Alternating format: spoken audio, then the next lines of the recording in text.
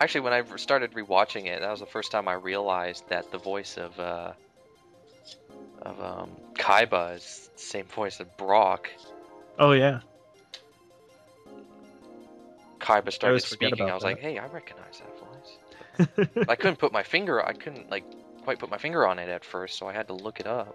And then Kaiba closed his eyes, and everything was clear. Wait a minute, I've seen that expression before. Could it be? Wasn't there an episode of Pokemon where Brock did actually like? Yes. He ended up opening. He ended up using his fingers to open his eyes to. I don't know why. It was to just make a face or something, I think. Mm, But he did show his eyes. So. yeah, I remember one episode he did. I'd like to rewatch the original Pokemon series too. It's so good. I did That's that a year back or something like that, yeah. and I did not regret it. Like the same thing. It's just really, really corny. One thing I noticed, like with the original series compared to like the newer ones, is that the original series they didn't have so many like random filler episodes. You know, they got from gym to gym fairly quickly, at least a lot more quickly than they do now. It's like now they just have these random episodes where it's just like, God.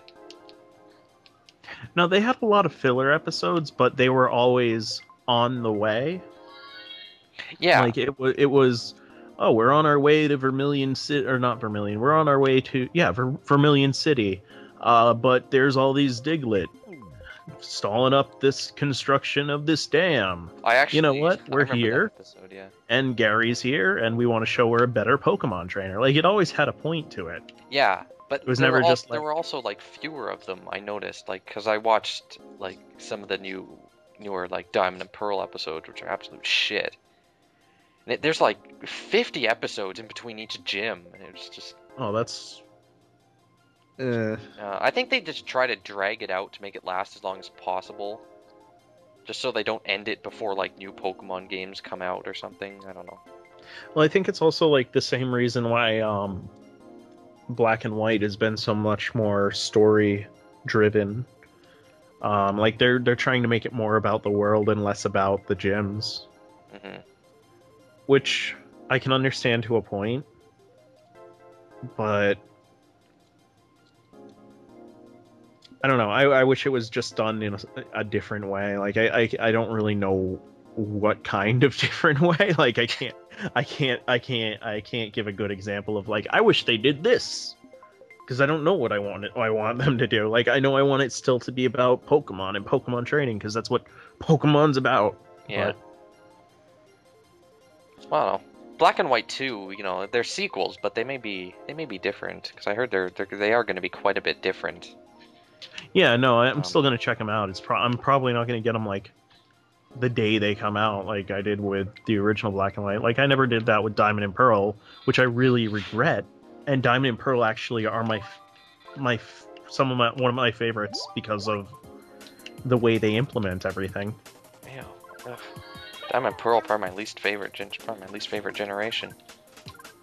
They didn't do a lot with story, I don't think, but they did a lot with just cleaning up different parts of gameplay that they had added through what was it? Fire Red, Leaf Green, Ruby, and Sapphire, stuff like that. Yeah. Like it's not a lot new, but it's a lot more solid, Yeah. I think. I really like. There were a lot of things I did like about Diamond and Pearl. Like I really liked the region, and the story was all right, I guess. And I actually really like the rival in Diamond and Pearl. uh, I forgot who that was. I don't remember his name, but he was the really upbeat, really into Pokemon kid who was always going a million miles an hour. Oh yeah, him. Oh, I don't remember his name. It was I was surprised at first because it was so different from what they'd done so far, where the rival is just like this cocky asshole who hates Pokemon or doesn't hate Or Pokemon, but wants nothing but powerful Pokemon. or is May who just is there to test how strong you are and is not really a rival Yeah, I at all. didn't like Mage. It just seemed like more of a robot, like you said, just there to test you. Yeah, no, that's exactly what she did. Like she was like, "Oh, hey, you're at this new place. Let's see how much stronger you've gotten." It wasn't like Gary from the original one where it's like, "Hey Ash, how much stronger are you now?" Yeah. Like like even though there wasn't any voice acting, he still had the chip on his shoulder, which was Yeah. great. Um, But I think the thing that ruined Gen 4 for me were the Pokemon. I just did not like any of the designs. I think it was the first generation where I just hated all the starters. yeah, like I like Piplup, but that's because I really like penguins. Other than that, I wasn't really impressed with any of the designs of the starters. Yeah. But the same goes with Black and White. I wasn't really into any of the starters. Like, I think I liked. Like, I've grown to like what is his name, Oshawott, just because I like otters too. Yeah. But I don't really like any of his evolutions either. That was the same thing with Piplup. I don't like Empoleon or anything. Yeah. I wasn't really into any of the starters in Black and White either. I kind of like Snivy and its evolutions, but I don't like Tepig or whatever it's called. And I hate all of his evolutions. I think they're just ugly. What's with them and monkeys? Diamond Pearl had a fire monkey as well. Why the monkeys? No, it's not a monkey. It's a pig. It's a pig, yeah. Jeez. It's always fighting in fire now, though. Yeah, that's what I don't like. They need to change that. Because I know Typhlosion's the only pure fire starter. Well, Charmander is pure fire, but he becomes flying later on. Yeah, So, well, pure fire starter. He's pure fire for 2/3 of his go. So. Well, whenever I think about it, I always think of the final evolution, because that's what it comes down to. I don't know, because I always pick them based on the, like, because I never really like any of the final evolutions except for, I almost called it Tyranitar. What's it called? Typhlosion. God. They're very similar names, so. Yeah. They both begin with Ty. Typhlosion, Tyranitar, Tyrell. See a theme coming. More nicknames, no. I assume. Except for Typhlosion, and I did grow up.